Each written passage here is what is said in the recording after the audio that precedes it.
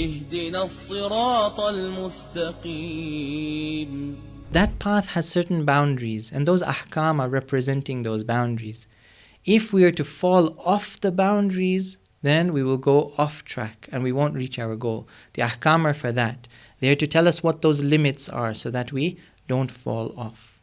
So these are the 3 A's of Islam: aqaid, akhlaq, and ahkam, that this deen is set out for, and these are the things that we need to comply with in order to traverse this path of Sirat al-Mustaqim. If you look at the end of the verse is talking about Prophet Ibrahim alayhi salam and describing him as Hanif. Once again, just supplementing that same idea. We know that Prophet Ibrahim is an exemplar. He is somebody that is a role model for all of us because he went through so many different trials in order to grow and traverse this path towards Allah. And he traversed it in the best of ways, and that is why he's an example for us. Prophet Ibrahim, he was a prophet, he was a Rasul, he was the Khalil of Allah, and at the end he becomes an Imam. And this position was so high that we can understand that he followed this path and the deen so precisely in order to reach this particular position. He is being described as Hanif. What does Hanif translate as? It also gets translated as somebody who doesn't waver, somebody who he himself is upright and makes sure that he doesn't waver on his path. And so this verse ties all of these things together. The sirat, the path in a hypothetical way, the deen, which is the reality of this path, and Ibrahim, who was the one who traversed this path in a way that he didn't waver at all. Our next question is there just one path or are there 2 paths? When we see Sirat Mustaqim, it's there in its singular, suggesting that there is just one path. But there is this hadith that we have which tells us وَالصِّرَاطُ الْمُسْتَقِيمُ هُوَ الصِّرَاطَانِ. The straight path is actually 2 paths. Siratun fil dunya wa siratun fil akhirah. And we said that the hereafter is not actually separate from the dunya. Everything that we are doing in the dunya is going to be reflected for us, and we are going to realize the realities on that day, on the day of Qiyamah. And so when everything becomes apparent for us, the sirat that we encounter in the hereafter will actually be exactly that same path that we traversed in this life. It's just that that sirat will be a revelation. It will be a reflection of how we traversed the path in this world. So, imagine ourselves on the day of judgment, on the day of Qiyamah. We are traversing this path, the sirat of the hereafter. We are actually reenacting. It's not actually happening a second time, but is just becoming apparent for us at that point. We are reenacting what we actually did in our lives as far as complying to this deen was. If the sirat is the deen, then our traversing this path is equivalent to how we complied with the deen in this dunya. Every time that we do something in this world that takes us towards Jannah, that complies with the deen, on that day we will see ourselves taking a step forward as a result of that good deed.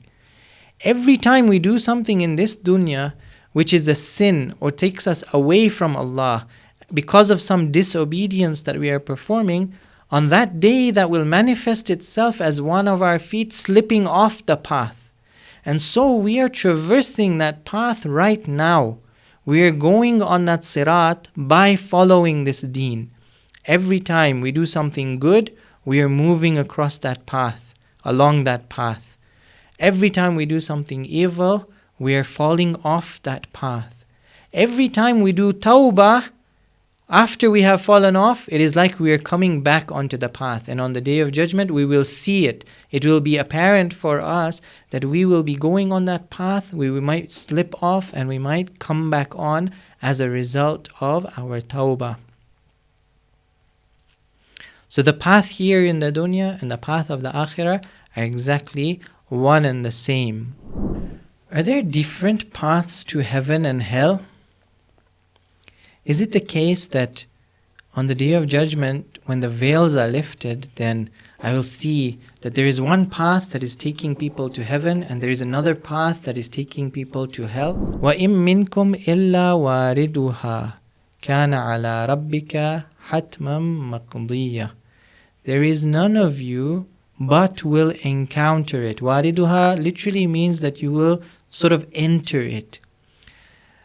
كَانَ عَلَى رَبِّكَ حَتْمًا مَقْضِيًّا. This is a certainty that has been decided with your Lord, your nurturer. ثُمَّ نُنَجِّي الَّذِينَ اتَّقَوْا وَنَذَرُ الظَّالِمِينَ فِيهَا جِثِيًّا. Then we will deliver those who are God-weary, who have taqwa, and we will leave the wrongdoers in it fallen on their knees. Now Ayatollah Jawadi explains this. Firstly, he says that there are two different interpretations of this, of where this path is. One is saying that no, everybody in their path towards Jannah is actually going to enter hell. And they're going to go through hell, literally the way the ayah is saying.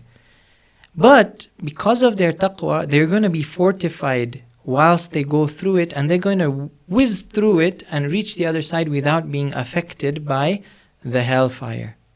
But they will actually also traverse through this hell in order to reach there.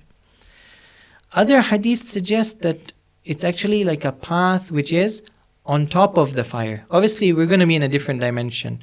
We're trying to bring the reality there into something that is a bit more imaginable in order to explain this. The other hadith tell us that no, it's a path that is above the fire. And so, we have hadith that tell us that it's going to be, sharper than a sword or thinner than a hair, and it's going to be so difficult to be, take our footsteps one by one onto that path. Why? Because if we were to fall off that, then we would fall into the hell. So those are two different interpretations of this path posed for us. But to go back to our question, are there two paths? There are not two paths. The path itself is through the hellfire or above the hellfire, and we are going to encounter that hellfire in order to reach the Jannah.